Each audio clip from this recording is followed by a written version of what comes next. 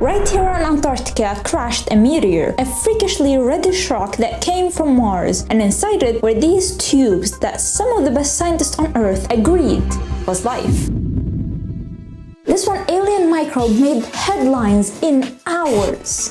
Even the president, Bill Clinton, held a speech on this achievement, broadcasted to the entire nation. This one meteor was the spark that ignited the interest of thousands of scientists and countries to carry on missions millions of kilometers away from Earth. Billions of dollars were poured into the study. It legitimized the entire field of astrobiology and even redefined the meaning of life itself. My question was, why spend this much money, time, and effort into a dead planet? But the real question that scientists are asking is, did life come from Mars? Today, Rock 84001 speaks to us across all those billions of years. It speaks of the possibility of life. Is the closest we've actually come to discovering ancient life on Mars. Signs of microbial life. The biggest event of its kind ever documented. Is it possible that organic matter might have played some role in the generation of these textural features? Even as it promises answers to some of our oldest questions, it poses still others even more fundamental. I'm taking an entire university course on this just to understand what's going on, and this journey will reshape my understanding of the universe and what being alive truly means. This is the story of how life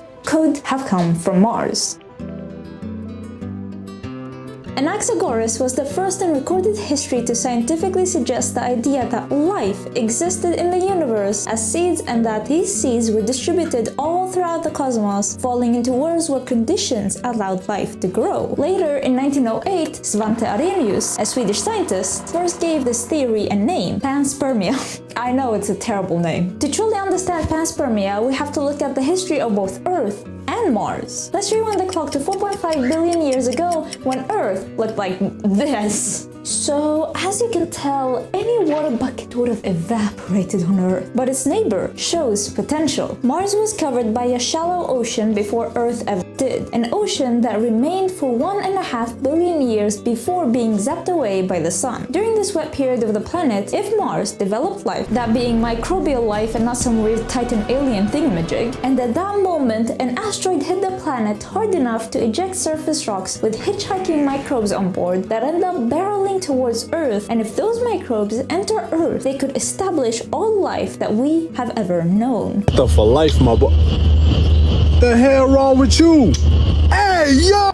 You might be looking at me thinking, what kind of sci-fi BS is this? And I don't blame you, because I thought the same thing when we were studying this in our physics lectures. But surprisingly, this theory has a lot to prove. The good thing about Antarctica is that its ice sheets is a great place to go hunting for rocks, because all the rocks underneath are locked away. That means any rocks you do see come not from below, but from above, from the sky, from space. And that's precisely what happened with AHL 84001. Again, scientists are terrible at naming things. This rock comes from Mars and was found in Antarctica, and it contained something that suspiciously looked like microbial life. Out of all the rocks found on Earth that come from Mars, this is the only one that originated from a time when Mars still had oceans. 17 million years ago, a meteor hit Mars, causing this rock to be blasted off into space, and it landed on Earth about 13,000 years ago. It has been continuously studied for almost 30 years, and to this day, scientists haven't figured out whether these nanobacteria-looking fossils were actual living organisms or not. Their size fits the size of a common bacteria found on Earth, and their distribution throughout the rock resembles colonies of bacteria. The rock also contains other biological markers that many even today believe indicate a past life. But in 2022, a study concluded that AHL 84001 did not contain Martian life, since some of the molecules found are associated with abiotic processes, which basically is a fancy way of saying no living matter doing its thing. But that's not to say that the search has ended. Plenty of scientists are are still studying it, and it made people more enthusiastic about the idea of extraterrestrial life. And for the sake of our theory, just this rock's mere existence proves the fact that a part of Mars could arrive at Earth through a meteor impact. So that deals with one of the challenges, but there are plenty more. And in fact, scientists made a list of them. There are in total 7 criteria that must be fulfilled in order to life to have come from somewhere else. The organism must survive the asteroid impact when it hits Mars, as well as the heat produced from it. Then it will be ejected out of Mars at supersonic speeds and must not flatline there either. It must survive thousands to millions of years floating around in the vacuum of space and not die from the sun. Once it's near Earth, it again cannot die upon entering the atmosphere due to the heat produced, the pressure exerted on it, nor die from the impact of the landing. Yeah, this is not easy, that's for sure. So the question then is, could anything survive these conditions? And this is where the Expo's experiments come in. A module on the ISS made by the European Space Agency, and its main goal to study how living organisms react and evolve when exposed to space. In 2008, many different biological samples such as plant seeds, spores, bacteria, fungi, and ferns were loaded into trays and sent to outer space, attaching onto the ISS. For a year and a half, these samples endured solar radiation, vacuum, cosmic rays, and insane temperature fluctuations as the station passed in and out of direct sunlight, all in the hopes of understanding whether life originated from space. Once that time passed, the ISS collected the samples again and noticed quite a few interesting things. 23% of the seeds of the tobacco plant were able to survive and germinate on Earth again. A little less than 10% of fungi tested were able to start colonies on Earth. But more significantly, there were 2 bacteria that showed the most promise: Bacillus subtilis and Deinococcus radiodurans. The B. subtilis bacteria was able to survive by creating something called endospores. These are tough, dormant, non-reproductive structures formed by the bacteria. Their survival tactic is basically to create a shield strong enough that no attack damage can harm it. And it succeeded against almost every single challenge thrown at it: extreme heat, cold, desiccation, the vacuum of space, all except for one: direct solar UV radiation. That's it, it's a done deal, right? If it can't survive solar radiation, then no way can it survive a millennia hitchhiking on a rock. Except the hitchhiking is the answer. When this bacteria was shielded from the UV radiation, it was able to survive. So if it just hid in a small crevice inside the rock, then it could absolutely survive the journey. And that's what we see the possible bacteria on AHL 84001 doing. It hid inside the rock and landed on Earth. That's the theory, at least. The other promising bacteria was Deinococcus radiodurans. It's listed as the world's most radiation-resistant bacterium or life form in the Guinness Book of World Records. And for a very good reason.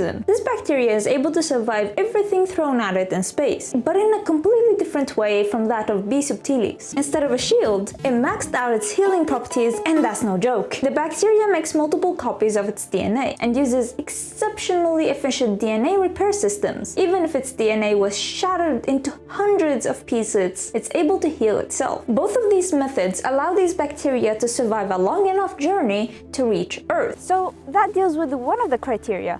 But what about the other ones? Throughout the years, many experiments have been performed on Bacillus subtilis, showing the endospore's survival rate during impact pressure and high G experiments. For instance, a Martian meteor impact exerts around 15 gigapascal of impact pressure, and according to this graph, there is approximately a 3% chance of survival for the bacteria. These experiments are not widely done on Deinococcus radiodurans, but it is likely to have a lower survival rate during impact, due to the fact that it doesn't stay dormant and relies more on DNA repair. However, if even a little bit of a single bacteria survived, then it could absolutely repair itself and grow quickly from there on. The survival of an entire bacteria isn't even necessary. Many fragmented biological material could, in theory, jumpstart life on Earth under the right conditions. During biology class, your teacher might have shown you the definition of life. a list of 7 criteria that an organism has to fulfill to be considered alive. And you might already know that this definition is not foolproof. For instance, viruses do not metabolize on their own nor reproduce independently, but some still argue that they are alive. And what about the seeds? They don't actively metabolize, have no response to stimuli, and don't grow, sometimes for thousands of years. They're in complete suspended animation, and yet they can still be argued to be alive. Similarly, you might have noticed that this definition doesn't really work for life out in space traveling somewhere else. It gives us the same issue as a dormant seed. It's not really alive, but it's not really dead. So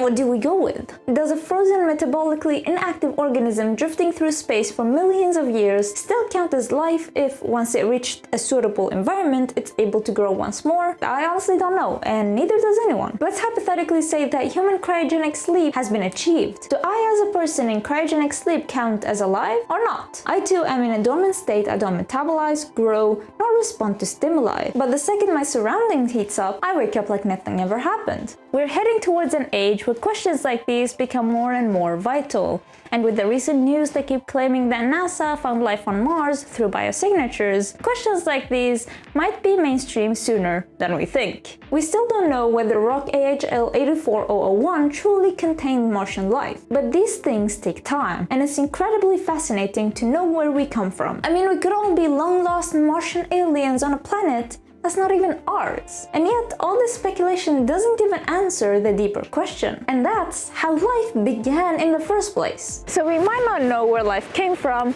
but we do know that it's here. So let's not let it die on our watch.